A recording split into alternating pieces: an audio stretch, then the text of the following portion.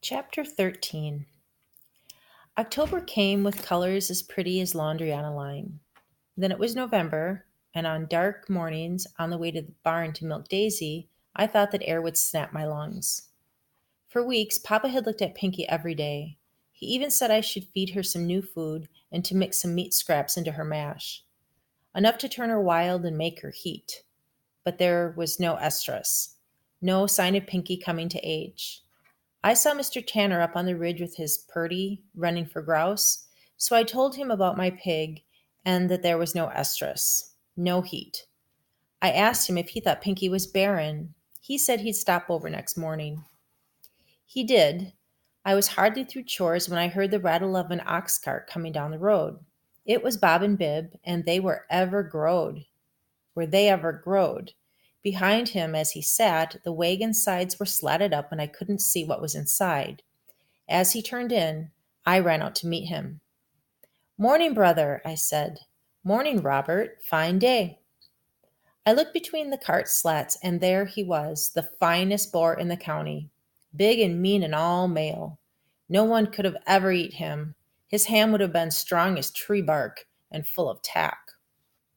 "Where's your gilt?" Mr. Tanner asked. "Around back," I said, pointing to where we kept Pinky. "Your pa home?" "No," I said. "He left early. November's a busy time for his work." "No matter," said Ben Tanner. "The reason why of it is this. Perhaps your pig is barren. Perhaps no. Sometimes a girl just has to be coaxed and courted. You and I can't get Pinky to heat because to her eyes we're not that handsome. But wait until she gets a smell of Samson. He can smell heat when we can't. And if he does, she'll change her tune." We backed the ox cart to the small box pen and put a ramp up for Samson. Removing the slats with Mr. Tanner, I got a look at that boar for the first time. He must have weighed 400 or even 500, and he was one big Poland. Mr. Tanner gave him a prod, and he left the cart walking down the ramp like a king. In his nose, the big brass ring caught the sun, and it shined real bright. "All my sows are farrowed, so he'll be more than happy to help. He's been in a pen by his lonesome longer than a week, and he's due." I went around back and called Pinky, but she wouldn't come, and she was too darn big to push, so I had to take a small switch to her. I swatted her good and proper all the way to the box pen, and in she went to mix with Samson. As we walked through the gate, Ben slapped a handful of lard on her rump, under her tail. Pinky was large, but next to him, she looked only about half growed. She just looked at him, her nose close to the ground like it always was, trying to get a smell that would tell her what he was.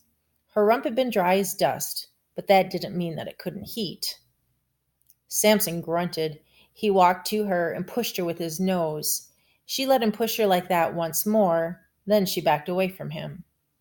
He walked to her and by her, rubbing his shoulder against hers. He tried to smell her rump, but she bolted, kicking away at him with her hind feet. Several times he tried to get a good whiff of her, but she wasn't holding still for it. Turning on him, she got her teeth onto his ear and tore its edge before Mr. Tanner could whack her a sharp blow with his stick. "All part of courting," he said.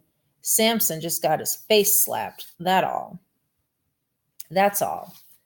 The two hogs just stood there looking at each other, not doing anything. That's when Ben Tanner lit up his pipe. "Your father," he said, "how's his health?" He asked the question real easy, like it didn't matter none, but I knew it did. Ben Tanner looked at me when I didn't say up, and he wanted an answer. "Fine," I said. "Papa's so sturdy, he never missed a day slaughter in his entire life."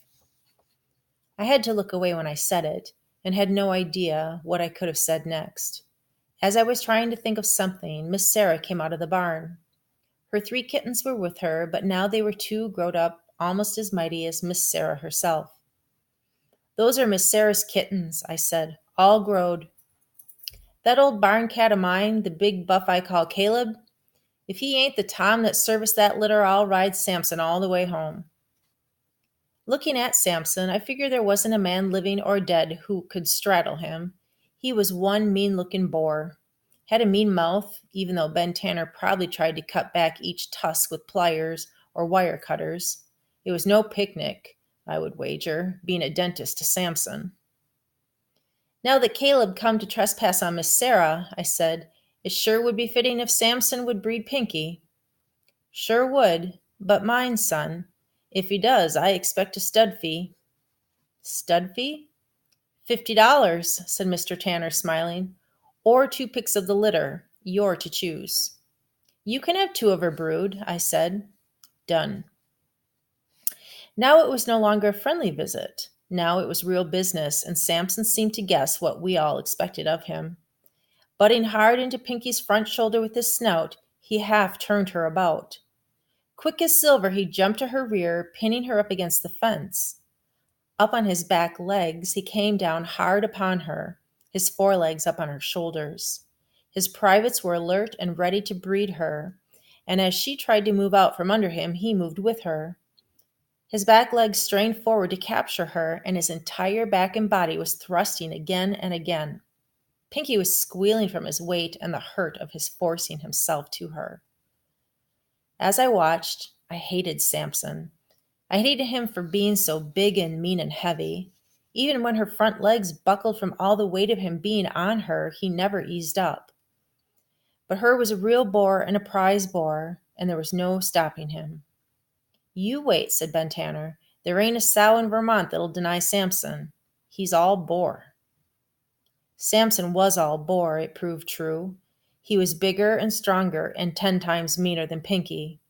So he had his way with her. All the time he was breathing into her, she squealed like her throat had been cut. Every breath. She just squealed like crying and wouldn't stop. Not even after Samson had enough of her and got down off her did she stop her whining. Not even then. Her rump was bruised and there was blood running down her hind leg. She was shaking like she couldn't stand, her whole body quivering.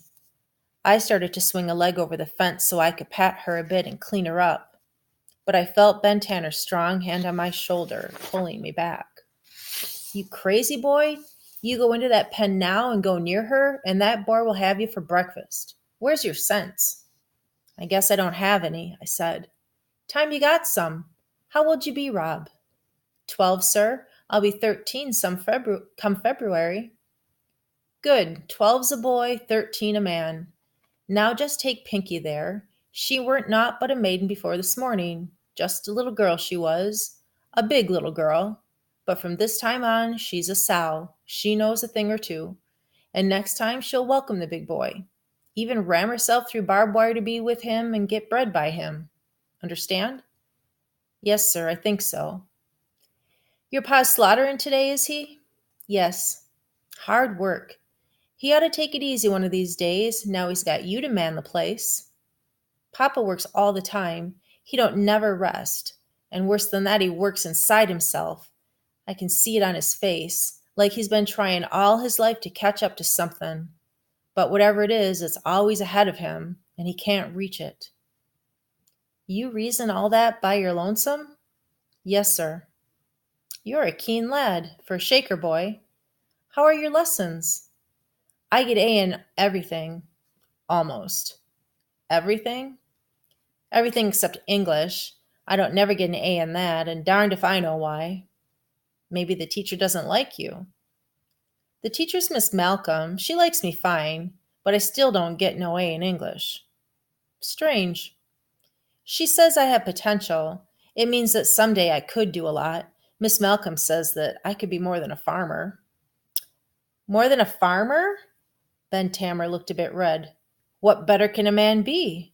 There's no higher calling than animal husbandry and making things live and grow. We farmers are stewards. Our lot is to tend all of God's good living things, and I say there's nothing finer. That's what Papa says. In just 5 years we'll own this farm, all of it. Glad to hear it. You Pecks are good neighbors. I laughed. What's so funny? That's what Papa and I always say about you folks. You're good neighbors. I watched all your sisters grow up. Pretty girls they were, prim and proper in every way, and real credit to your folks. Thank you, Mr. Tanner. I was sad to hear when your 2 brothers were taken. Bess was too. She spent time with your ma because of it. But now it's you, Robert, and you've got to start. Pinky's going to make you a fine brood sow. She'll farrow at least 10 pigs spring and fall if you breed her fresh again just 3 days after she weans. That's 20 pigs a year. In 5 years, that's 100 hogs. Gee, 100 hogs. It's not the number alone, boy. Pinky ain't just another pig. She comes from a stout, meaty line. So does Samson. The sow that bore him would often bear 12 instead of 10. 2 extra. That's dollars, boy. Dollars you can pay off this farm with. Good, solid Yankee dollars that you can bank. All this talk of hogs and dollars and meat and banks was rolling around inside my head with no direction. It didn't quite sound Christian to me, but then I supposed that everyone in the world didn't all live strict by the book of Shaker. But we're plain people, sir. It may not be right to want for so much. Nonsense, boy. Bess and I are fearing Christians, same as you.